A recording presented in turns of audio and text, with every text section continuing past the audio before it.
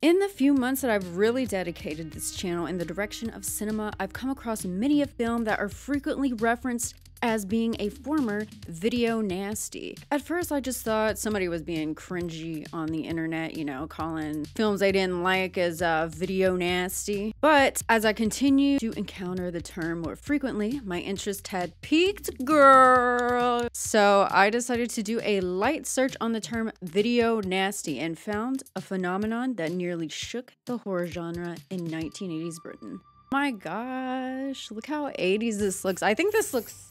Yes. Got a Joan Jett going on. I don't know if that's safe or not. I want to do that for comedic effect because I know someone told me in the 80s they used a lot of aerosol spray. That's why we got climate change now. Get comfy because we're about to get real nasty as we explore the strange phenomenon of the video nasty era. Call me Miss Jackson for this video because it's Janet Jackson 80s. Like, I'm okay.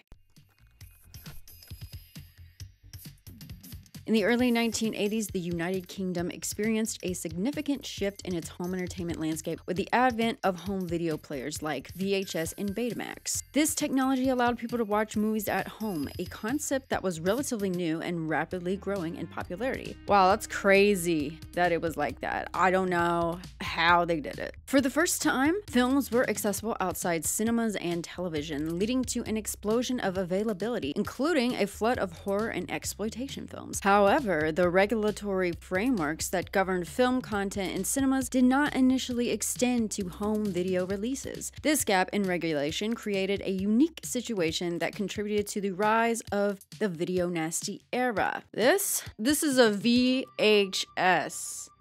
As you can see, I'm not really familiar with this format. I grew up on Blu-ray and Netflix. I'm gonna be honest with you. My grandparents did have some of these. I watched like cartoons, I think, on these when I was really young. Yeah, sorry about it. A lot of you are probably gonna roll your eyes at this too, because according to my YouTube demographic, a lot of you have lived through that era and know what the VHS was, so thank you for bearing with me. Also, be sure to give this video a like and subscribe and comment if you enjoyed it. And don't forget, if you are already subscribed, to have the notification bell on. Ring my bell. So now that we are all on the same tape, let's give some background on the regulation gaps that influenced the video nasty era. Unlike theatrical releases, which require classification from the British Board of Film Classification, say that 5 times fast, home videos were not subject to the same scrutiny or classification. This meant that films rejected by the BBFC for cinema release could still be distributed on video. The novelty of home video and the absence of regulations attracted a plethora of content providers. Filmmakers and distributors, recognizing an unregulated market, released a vast array of films, including those with extreme violence, horror, and explicit content that would not typically pass BBFC standards. Many films, particularly low-budget horror and exploitation movies, found a direct-to-video release more financially viable. These films, which might have struggled to find a theatrical audience, could reach viewers directly in their homes. The early 1980s saw a clear lack of oversight over what could or couldn't be distributed on video. Retailers, too eager to capitalize on the growing market, stocked a wide range of titles, including those with controversial and extreme content. The widespread availability of these films led to public and media outcry as more people, including children, gained access to content considered inappropriate or harmful. Sensational media coverage amplified concerns, framing the issue as a moral crisis and coining the term video nasties to describe these films.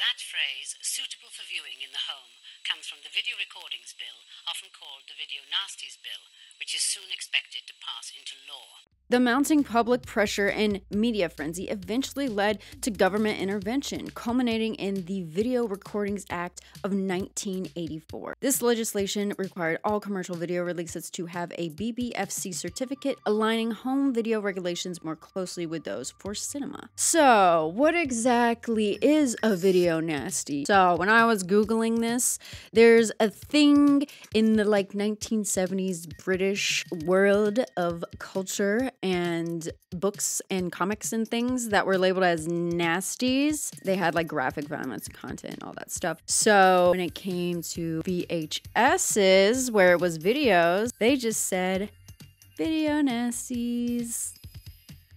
Okay?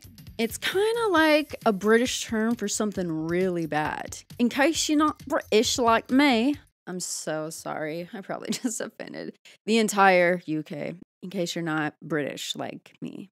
Thus, with the introduction of the VHS, the home medium, which served as a vessel for horror films, were labeled video nasty/nasties. The term video nasty was coined by the British tabloid press. Media outlets began sensationalizing the content of these films, linking them to real-life violence and juvenile delinquency, sparking a nationwide moral panic. The growing concern of video nasties led to governmental scrutiny, particularly from a certain group dedicated to the preservation of media standards as the morality police, the National Viewers and Listeners Association, or NVLA, known later as Media Watch UK, and it was a prominent pressure group in the United Kingdom during the 1980s. Founded in 1965 by Mary Whitehouse, perfect name for the leader of this group, am I right?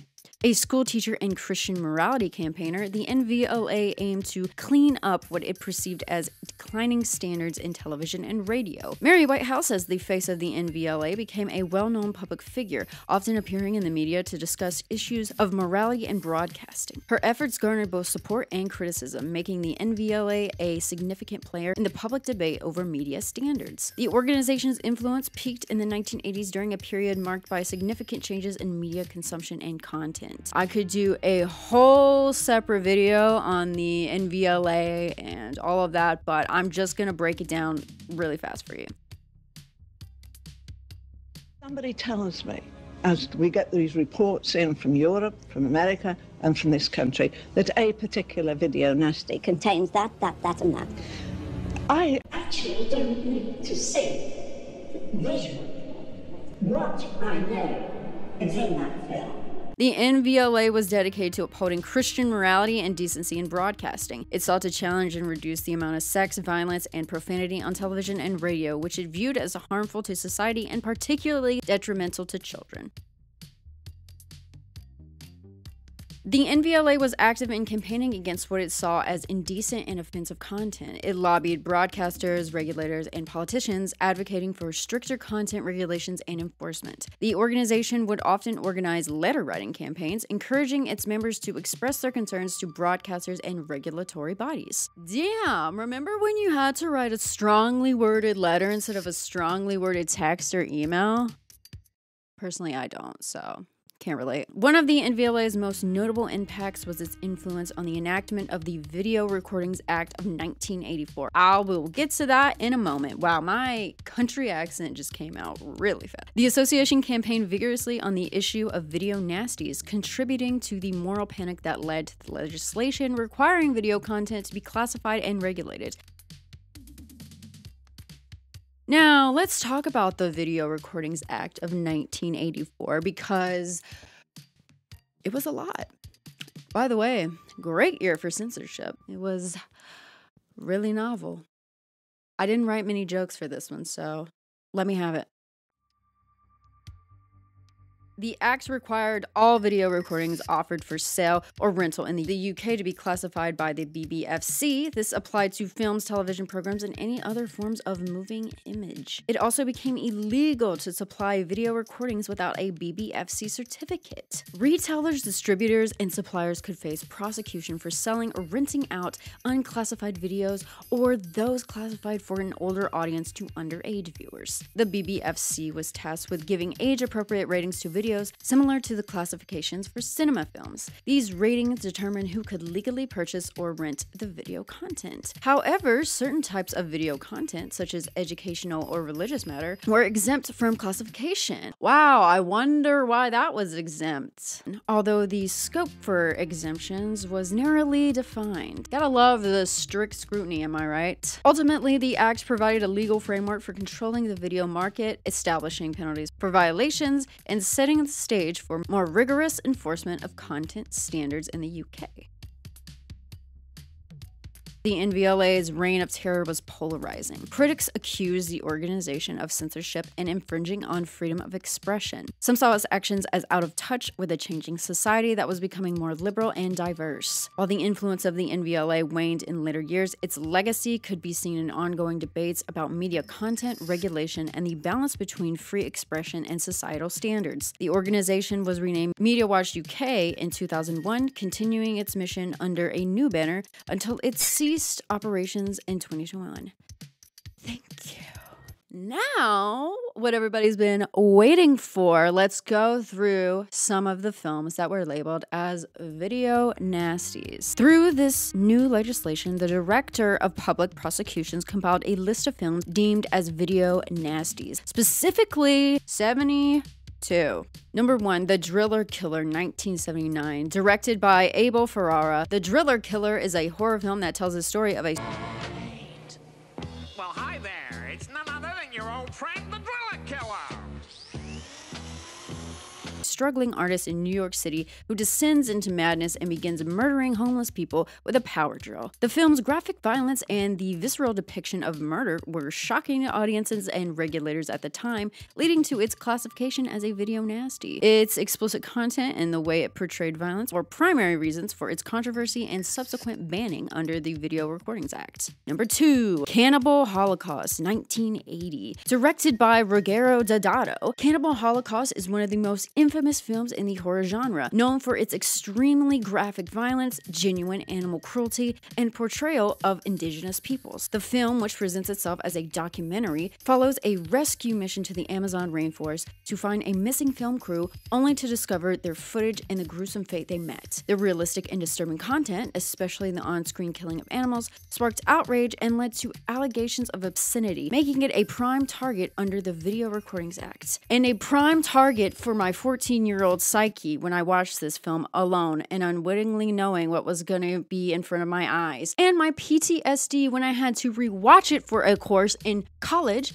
or as they say in the UK, uni. I don't recommend watching it. 3, The Evil Dead 1981, directed by Sam Raimi. The Evil Dead is a supernatural horror film about 5 friends who awaken malevolent forces in a remote cabin where they discover a tape recording of ancient chants. The film is known for its innovative camera work, excessive gore, and over-the-top violence, which were groundbreaking at the time. Despite its low budget, the film's effective use of horror elements and its cult status today didn't shield it from controversy. Its graphic content and intense horror sequences made it a subject of censorship concerns under the Video Recordings Act. I prefer Evil Dead 2, personally.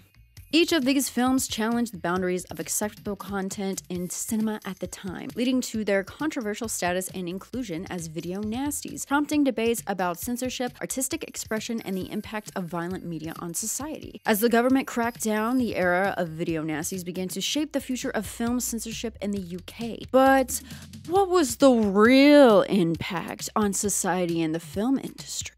Well, you'll have to just check back in and stay tuned for part 2 of the Video Nasty series, where we'll explore the height of the Video Nasty era and its eventual decline. Thank you so much for watching, guys. I hope you enjoyed, and stay safe, and I'll see you in the next video. Bye. Beast is unleashed on the public at last.